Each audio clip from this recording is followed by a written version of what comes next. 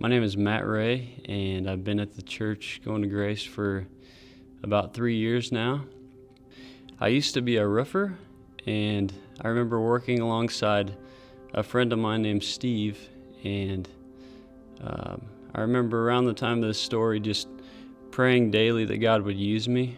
And on this particular day, I remember praying again that God would use me on this day. And I remember walking into the shop like normal and just feeling a nudge from God and really just a strong prompting like I'd never felt before to go talk to Steve.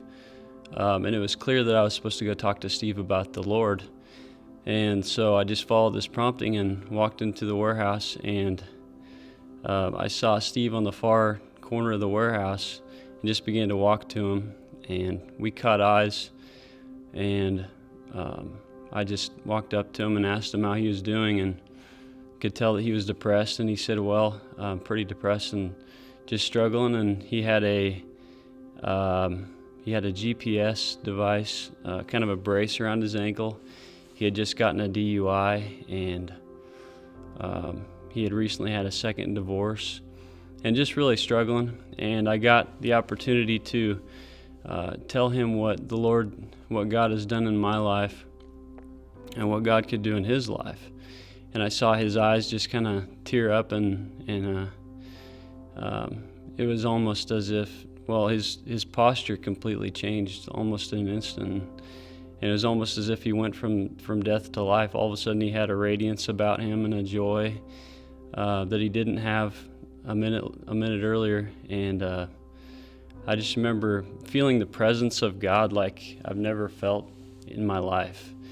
And later in the morning, I remember going to pick up a piece of plywood, and Steve would swoop in behind me, and he'd grab the other end of the plywood, and he just kind of followed me around that day.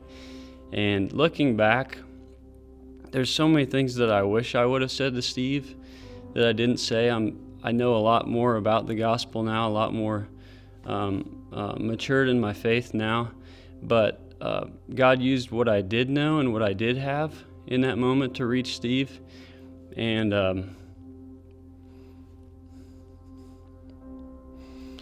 I remember asking Steve one more question that day, and I just asked him if he were to die today, where he would go.